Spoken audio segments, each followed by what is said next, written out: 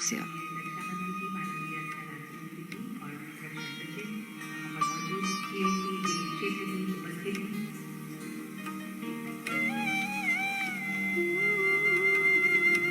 भारत की गौरव पताका विश्व में लहराने वाले माननीय प्रधानमंत्री नरेंद्र मोदी जी हम विनय से स्वागत करते हैं। माननीय प्रधानमंत्री श्री नरेंद्र मोदी का आगमन, उनकी अगवानी की रक्षा मंत्री श्री राजनाथ सिंह, रक्षा राज्य मंत्री श्री अजय भट्ट, रक्षा सचिव डॉक्टर अजय कुमार। प्रधानमंत्री जी सलामी मंच की ओर अग्रसर हो रहे हैं, जहां उन्हें जनरल सैल्यूट दिया जाएगा।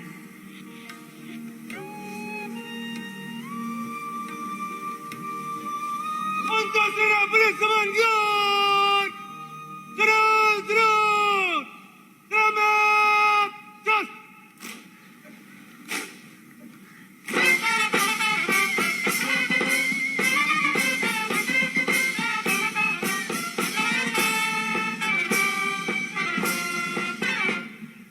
अंतर्सेना पुलिस कमान ज्ञान Punjab just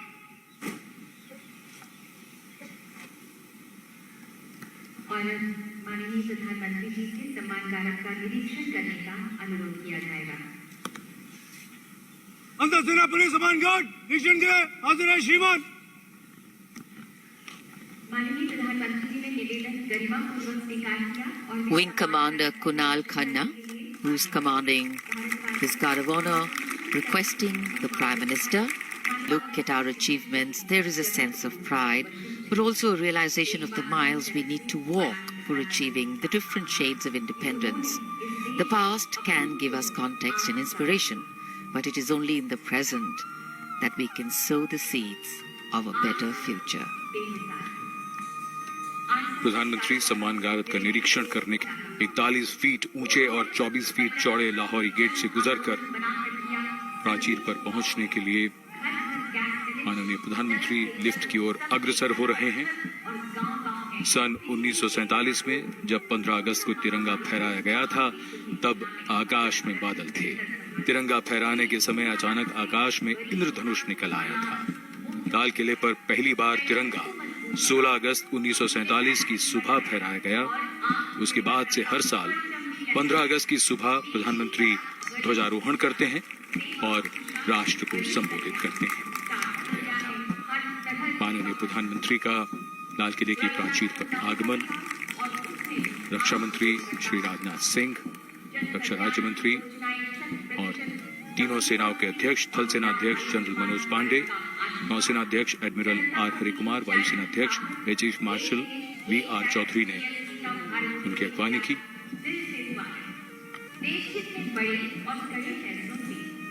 The Prime Minister, having reached the first level of the ramparts, will now move to the second level in a short while and await the Prime Minister's address and speech and what he is going to outline and foreground.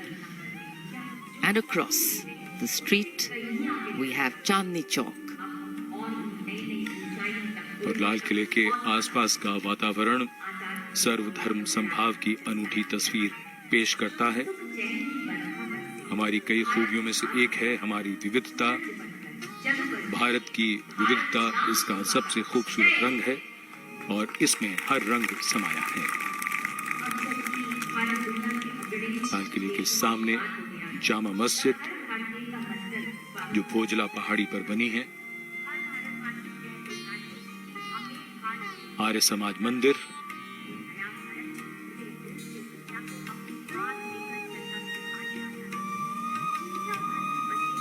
Bharat की संस्कृति और परंपरा यही है कि दुनिया में सबके लिए उसके दरवाजे खुले हैं। गुरुद्वारा सीसगंज, खुला मन, विशाल हृदय, पूरी दुनिया, पूरी मानवता एक। गौरी शंकर मंदिर और जैन लाल मंदिर, जिसमें पक्षियों का चिकित्सालय भी है। पूरी दुनिया, पूरी मानवता एक, ये मंत्र हम जानते हैं और जपते भी हैं। In fact, unity in diversity is very often used and has the danger of becoming a cliche.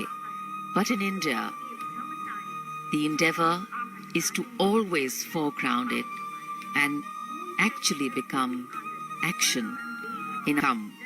But that's the story of progress. As long as we are in it together, huge multitude of people over here watching the celebrations. अपार जनसमूह उमड़ा है आज के इस अमृत महोत्सव में शामिल होने के लिए। कहीं हाथों में The Prime Minister has arrived for his speech. Police commander राष्ट्र सलाम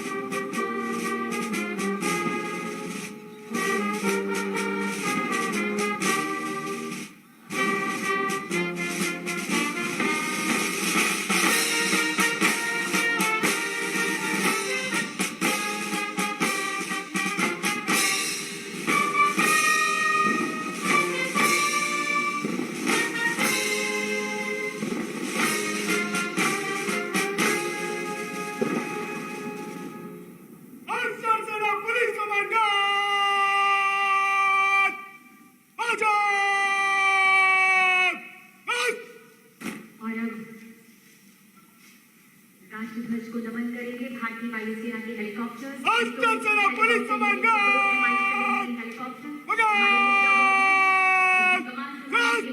आनंद विनायक अगाशी और दूसरे हेलीकॉप्टर में है विंग कमांडर पुलिस कमांडर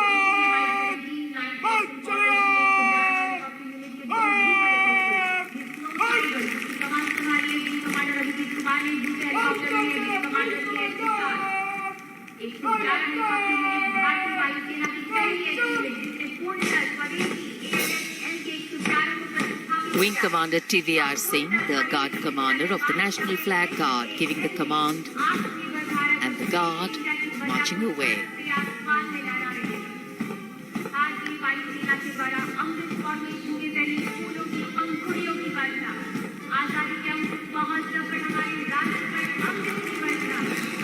और आकाश में Mi-17 हेलीकॉप्टर्स कार्यक्रम स्थल के नजदीक आते हुए और पुष्प वर्षा कर रहे हैं आकाश से।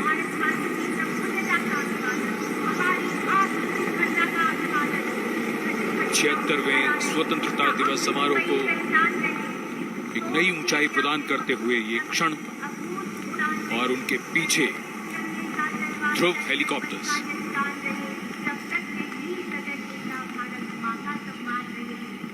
Standing applause for the showering of flower petals. Smiles writ large on every face. आजादी के 75 वर्ष पूर्ण होने पर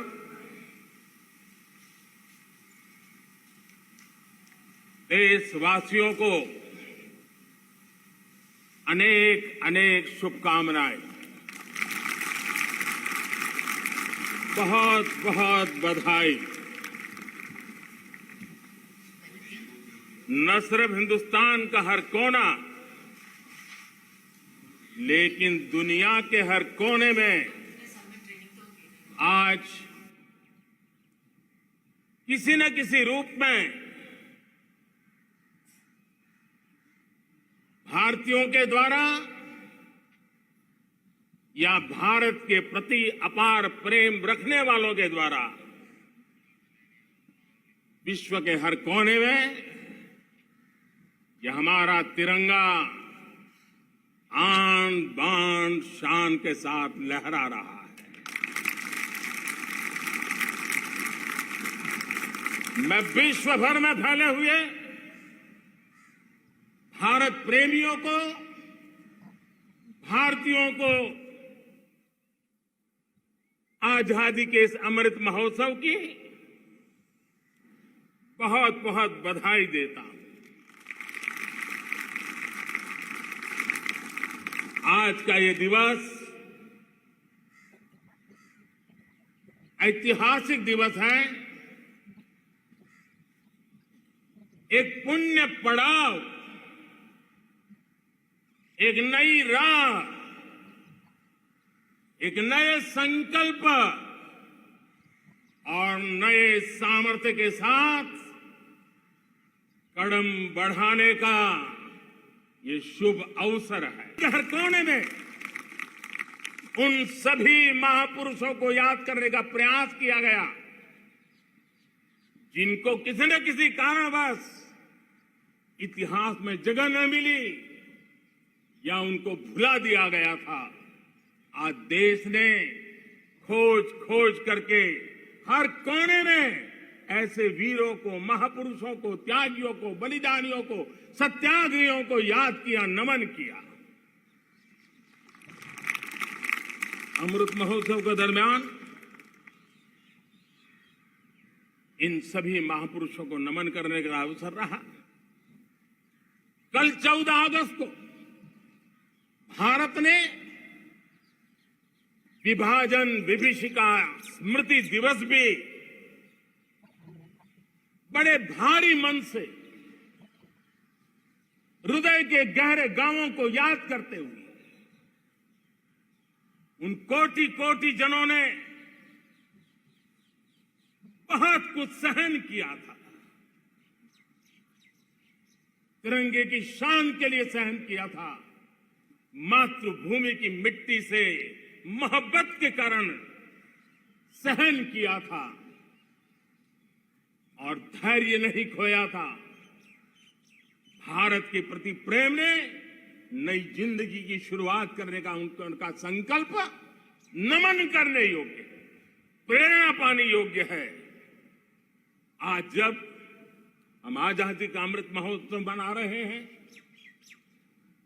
तो पिछले 75 साल में देश के लिए जीने मरने वाले, देश की सुरक्षा करने वाले, देश के संकल्पों को पूरा करने वाले, चाहे सेना के जवान हो, पुलिस के कर्मी हो,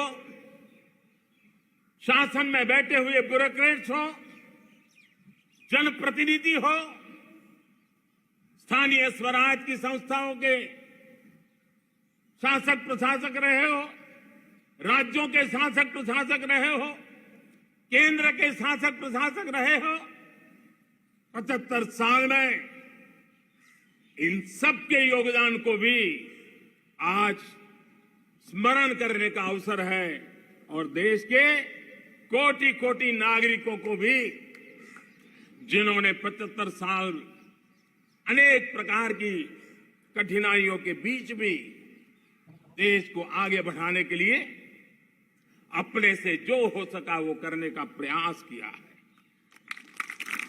मेरे प्यारे देशवासियों, 75 साल की हमारी ये यात्रा अनेक उतार चढ़ाव से भरी हुई है। सुख दुख की छाया मंडराती रही है और इसके बीच भी हमारे देशवासियों ने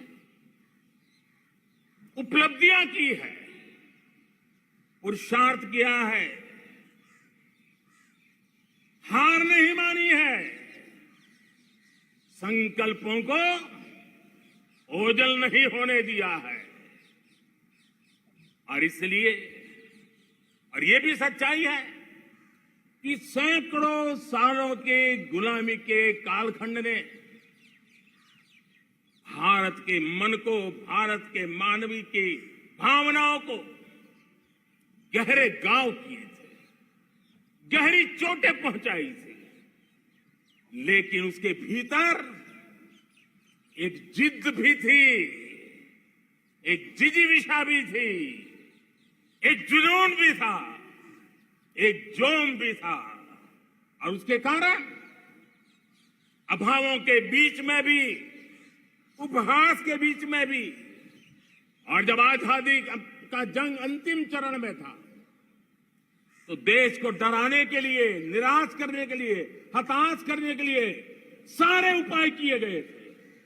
अगर आजादी आई, अंग्रेज चले जाएंगे तो देश टूट जाएगा, बिखर जाएंगे, लोग अंदर अंदर लड़ करके मर जाएंगे, कुछ नहीं बचेगा, अंधकार युग में भारत चला जाएगा। न जाने क्या क्या आशंकाएं व्यक्त की गई थी, लेकिन उनको पता नहीं था ये हिंदुस्तान की मिट्टी है। इस मिट्टी में वो सामर्थ्य है जो शासकों से भी परे सामर्थ्य का एक अंतर प्रभार लेकर के जीता रहा है, सदियों तक जीता रहा है। और उसी का परिणाम है, हमने क्या कुछ नहीं झेला।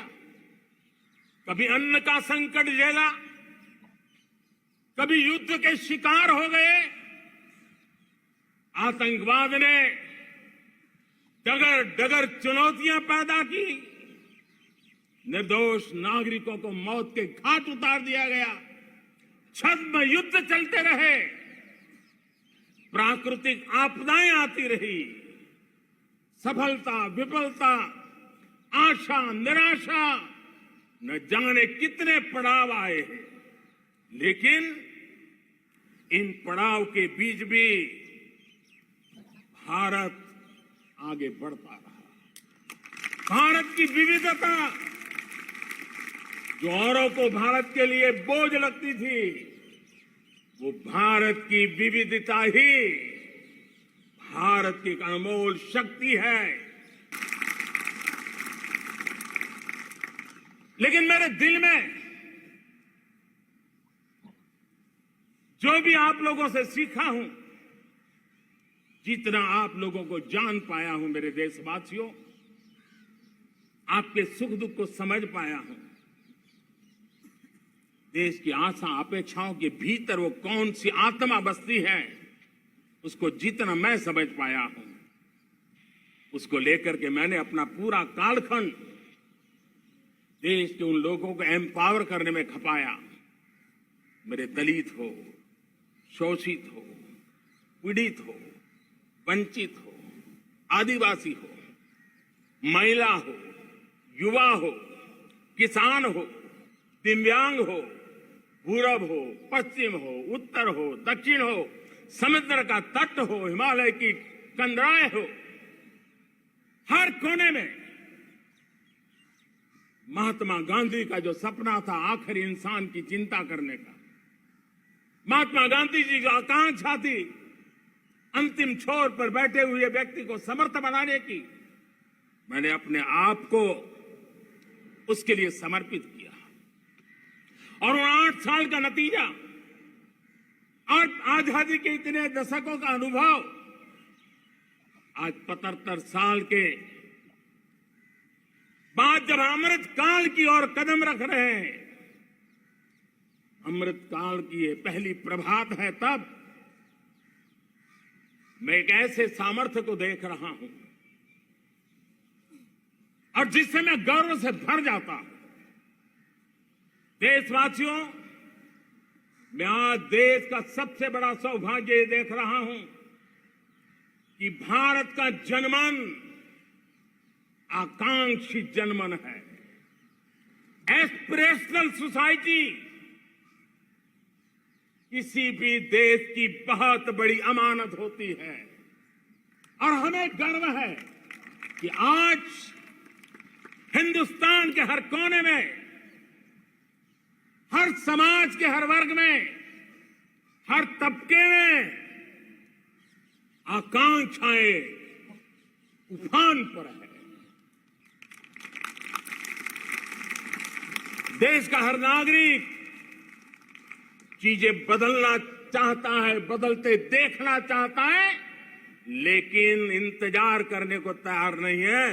अपनी आंखों के सामने देखना चाहता है, कर्तव्य से जुड़ करके करना चाहता है। वो गति चाहता है, वो प्रगति चाहता है। 75 साल में संजोए हुए सारे सपने अपने ही आंखों के सामने पूरा करने के लिए वो लालायित है, उत्साहित है, उतावला भी है।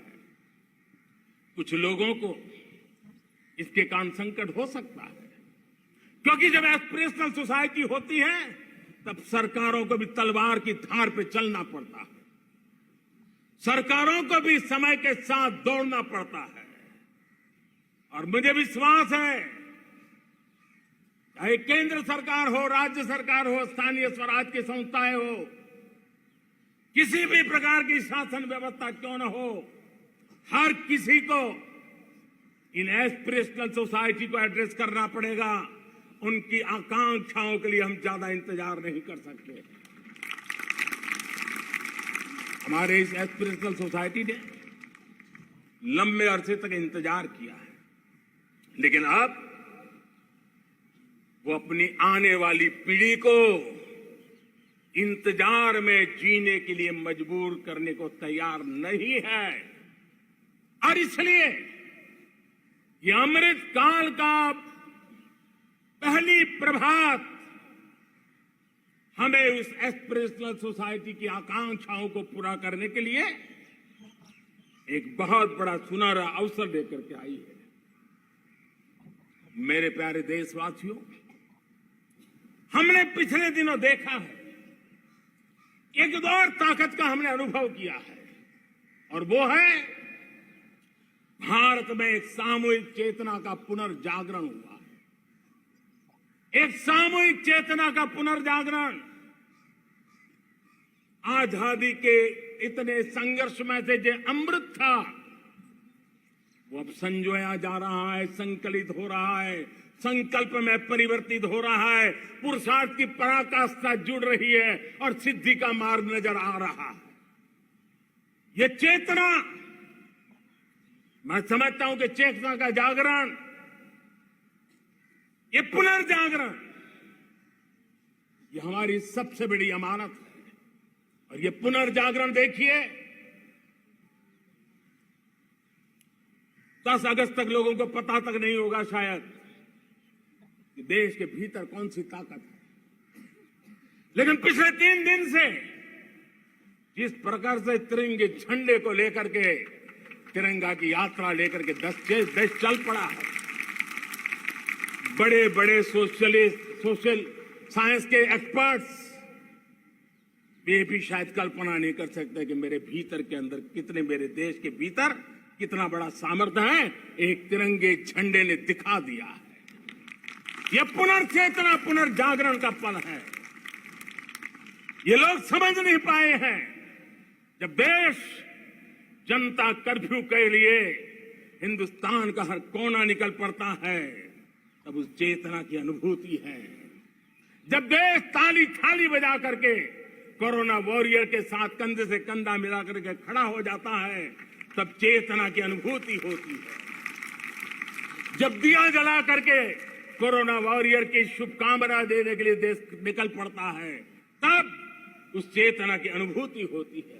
दुनिया कोरोना के कालखंड में वैक्सीन लेना या न लेना, वैक्सीन काम का है कि नहीं है, उस उलझन में जी रहा था। उस समय मेरे देश के गांव गरीब भी 200 करोड़ डोज दुनिया को चौंका देने वाला काम करके दिखा देते हैं। यही चेतना है, यही सामर्थ्य है। इस सामर्थ्य ने आज देश को एक नई ताकत दी है। मेरे प्यारे भाइयों बहनों, तीसरा एक महत्वपूर्ण सामर्थ्य मैं देख रहा हूं, जैसे एस्पिरेशनल सोसाइटी, जैसे पुनर्जागरण, वैसे ही आजादी के इतने दशकों के बाद पूरे विश्व का भारत की तरफ देखने का नजरिया बदल चुका है। विश्व भारत के तरफ गर्व से देख रहा है, अपेक्षा से देख रहा है। समस्याओं का समाधान भारत की धरती पर दुनिया खोजने लगी है। दोस्तों, विश्व का ये बदलाव विश्व की सोच में ये परिवर्तन 75 साल की हमारी अनुभव यात्रा का परिणाम है। हम जिस प्रकार से संकल्पों लेकर चल पड़े हैं, दुनिया इसे देख रही है और आखिरकार विश्व भी उम्मीदें लेकर के जी रहा है। उम्मीदें पूरे करने का सामर्थ्य कहां पड़ा है, वो उसे दिखने लगा है। मैं इसे त्रिशक्ति के रूप में देखता हूं, 3 सामर्थ्य के रूप में देखता हूं। और ये त्रिशक्ति है एस्पिरेशन की, पुनर्जागरण की और विश्व की उम्मीदों की। और इसे पूरा करने के लिए हम जानते हैं दोस्तों, आज दुनिया में एक विश्वास जगने में मेरे देशवासियों की बहुत बड़ी भूमिका है। 130 करोड़ देशवासियों ने कई दशकों के अनुभव के बाद स्थिर सरकार का महत्व क्या होता है, राजनीतिक स्थिरता का महत्व क्या होता है, पॉलिटिकल स्टेबिलिटी दुनिया में किस प्रकार की ताकत दिखा सकती है, नीतियों में कैसा सामर्थ्य होता है, उन नीतियों पर विश्व का कैसे भरोसा बनता है, ये भारत ने दिखाया है और दुनिया भी इसे समझ रही है।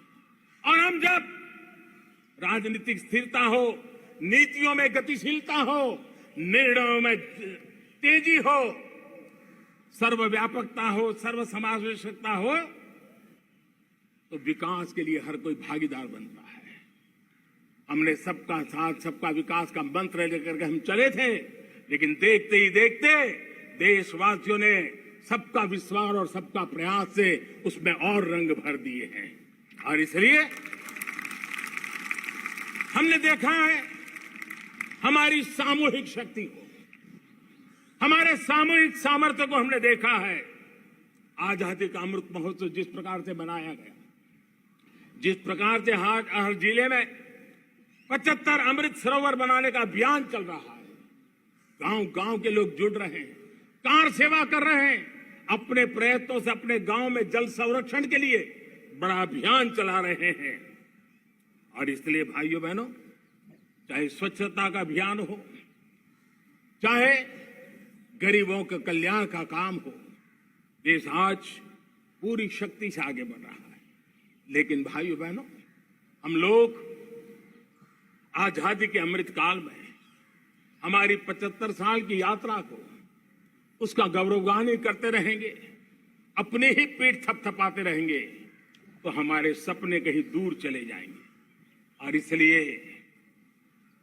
75 साल का कालखंड कितना ही शानदार रहा हो, कितने ही संकटों वाला रहा हो, कितने ही चुनौतियों वाला रहा हो, कितने ही सपने अधूरे दिखते हो, उसके बावजूद भी आज जब हम अमृत काल में प्रवेश कर रहे हैं, अगले 25 वर्ष हमारे देश के लिए अत्यंत महत्वपूर्ण है। और इसलिए जब मैं आज मेरे सामने लाल किले पर से 130 करोड़ देशवासियों के सामर्थ्य का स्मरण करता हूं, उनके सपनों को देखता हूं, उनके संकल्पों की अनुभूति करता हूं, तो साथियों मुझे लगता है आने वाले 25 साल के लिए हमें उस 5 पंच प्राण पर अपनी शक्ति को केंद्रित करनी होगी, अपने संकल्पों को केंद्रित करना होगा, अपने सामर्थ्य को केंद्रित करना होगा। और हमें उन पंच प्राण को लेकर के 2047 जब आजादी के 100 साल होंगे, आजादी के दीवानों के सारे सपने पूरे करने का जिम्मा उठा करके चलना होगा। जब मैं पंच प्राण की बात करता हूं, तो पहला प्राण, अब देश बड़े संकल्प लेकर के ही चलेगा। बहुत बड़े संकल्प लेकर के चलना होगा और वो बड़ा संकल्प है विकसित भारत। अब उससे कुछ कम नहीं होना चाहिए। बड़ा संकल्प।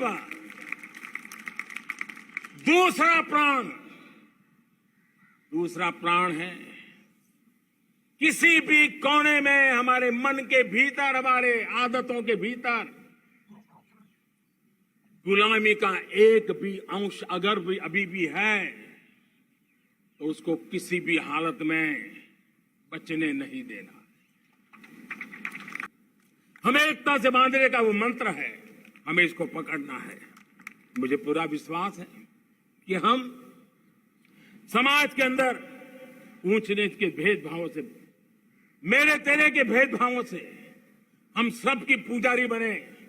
श्रमेव जयते कहते हैं हम, श्रमिक का सम्मान, ये हमारा स्वभाव होना चाहिए। लेकिन भाइयों बहनों, मैं लाल किले से मेरी एक पीड़ा और कहना चाहता हूं। ये दर्द मैं कहे बिना नहीं रह सकता।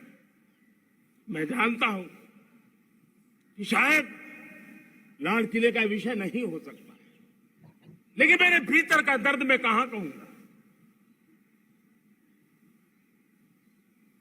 देशवासियों के सामने नहीं कहूंगा तो कहां कहूंगा। और वो है किसी न किसी कारण से हमारे अंदर एक ऐसी विकृति आई है, हमारी बोलचाल में, हमारे व्यवहार में, हमारे कुछ शब्दों में हम नारी का अपमान करते हैं।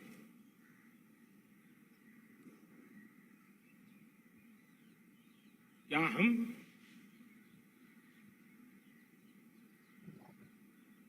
स्वभाव से, संस्कार से, रोजमर्रा की जिंदगी में नारी को अपमानित करने वाली हर बात से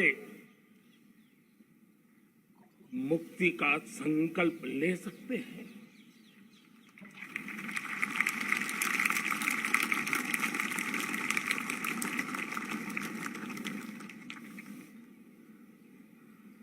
नारी का गौरव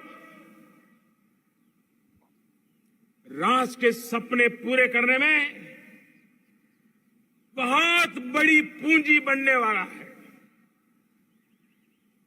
ये सामर्थ्य मैं देख रहा हूं और इसलिए मैं इस बात का आग्रही हूं। मेरे प्यारे देशवासियों, मैं 5वीं प्राण शक्ति की बात करता हूं और वो 5वीं प्राण शक्ति है नागरिक का कर्तव्य। दुनिया में जिन जिन देशों ने प्रगति की है, जिन जिन देशों ने कुछ अचीव किया है, व्यक्तिगत जीवन में भी जिसने अचीव किया है, कुछ बातें उभर करके सामने आती हैं। एक, अनुशासित जीवन। दूसरा, कर्तव्य के प्रति समर्पण। व्यक्ति की जीवन की सफलता हो, समाज की हो, परिवार की हो, राष्ट्र की हो, ये मूलभूत मार्ग है, ये मूलभूत प्राण शक्ति है। और इसलिए हमें कर्तव्य पर बल देना ही होगा।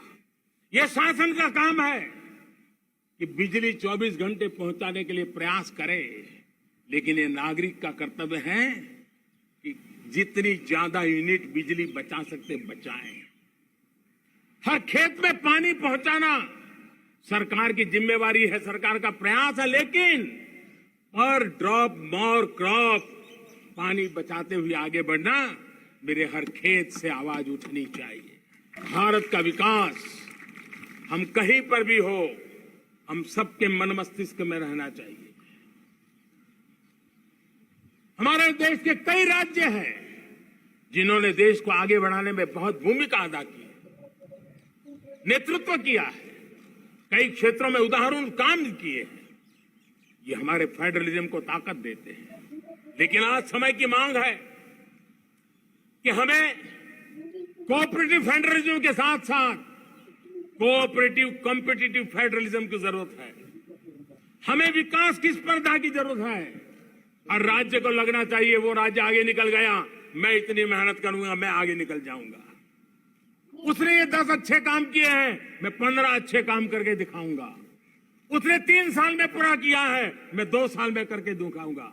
हमारे राज्यों के बीच में, हमारी सर्विस सरकार की सभी इकाइयों के बीच में वो स्पर्धा का वातावरण चाहिए जो हमें विकास की नई ऊंचाइयों पर ले जाने के लिए प्रयास करे।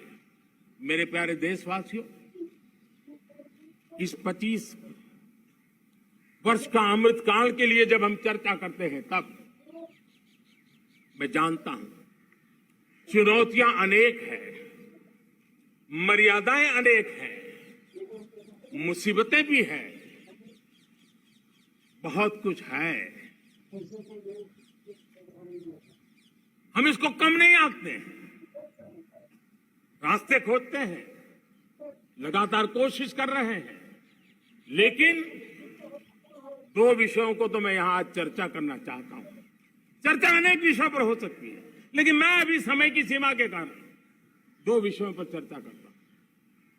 और मैं मानता हूं हमारे इन सारी चुनौतियों को कारण, विकृतियों के कारण, बीमारियों के कारण, इस 25 साल का अमृतकाल, उस पर शायद अगर हमने समय रहते नहीं चेते, समय रहते समाधान नहीं किए, तो वो ये विकराल रूप ले सकते हैं। और इसलिए मैं सबकी चर्चा न करते हुए 2 पर जरूर चर्चा करना चाहता हूं। एक है भ्रष्टाचार, दूसरा है भाई भतीजावाद, परिवारवाद। भारत जैसे लोकतंत्र में जहां लोग गरीबी से जूझ रहे हैं, जब ये तरफ से देखते हैं, एक तरफ वो लोग हैं जिनके पास रहने के लिए जगह नहीं है, दूसरी पार वो तरह लोग हैं जिनको अपना चोरी किया हुआ माल रखने के लिए जगह नहीं है। ये स्थिति अच्छी नहीं है। तो खुले मन से कहना चाहता हूं, आइए हिंदुस्तान के राजनीति के शुद्धिकरण के लिए भी, हिंदुस्तान की सभी संस्थाओं के शुद्धिकरण के लिए भी हमें देश को इस परिवारवादी मानसिकता से मुक्ति दिला करके योग्यता के आधार पर देश को आगे ले जाने की ओर बढ़ना होगा। यह अनिवार्यता है, वरना हर किसी का मन कुंठित रहता है कि मैं उसके लिए योग्य था, मुझे नहीं मिला क्योंकि मेरा कोई चाचा, मामा, पिता, दादा, दादी, नाना, नानी कोई वहां थे नहीं। ये मनस्थिति किसी भी देश के लिए अच्छी नहीं।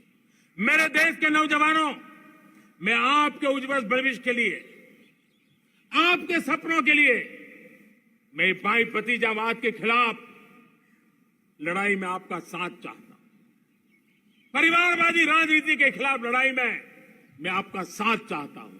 ये संवैधानिक जिम्मेवारी मानता हूं मैं, ये लोकतंत्र की जिम्मेवारी मानता हूं मैं, ये लाल किले के प्राचीर से कही गई बात की ताकत में मानता हूं। और इसलिए मैं आज आपका अवसर चाहता हूं।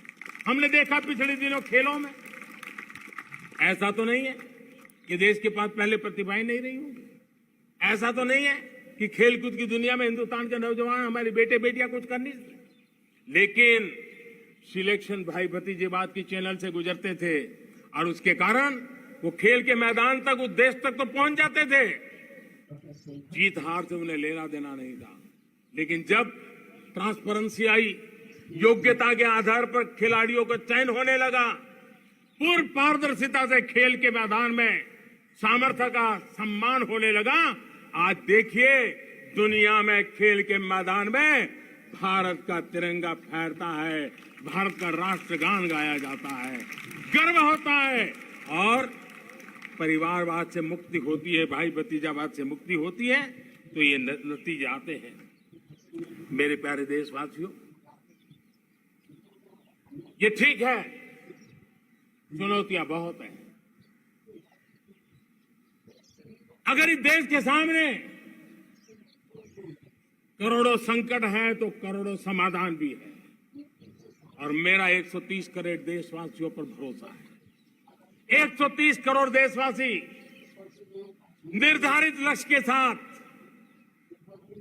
संकल्प के प्रति समर्पण के साथ जब 130 करोड़ देशवासी एक कदम आगे रखते हैं ना, तो हिंदुस्तान 130 करोड़ कदम आगे बढ़ जाता है। इस सामर्थ्य को लेकर के हमने आगे बढ़ना है।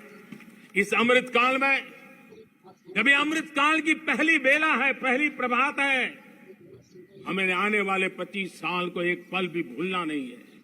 एक एक दिन, समय का प्रत्येक क्षण, जीवन का प्रत्येक कण मातृभूमि के लिए जीना, और तभी आजादी के दीवानों को हमारी सच्ची श्रद्धांजलि होगी। तभी 75 साल तक देश को यहां तक पहुंचाने में जिन जिन लोगों ने योगदान किया, उनका पुण्य स्मरण हमें काम आएगा। मैं देशवासियों से आग्रह करते हुए, नई संभावनाओं को संजोते हुए, नए संकल्पों को पार करते हुए, आगे बढ़ने का विश्वास लेकर के आज अमृत काल का आरंभ करते हैं।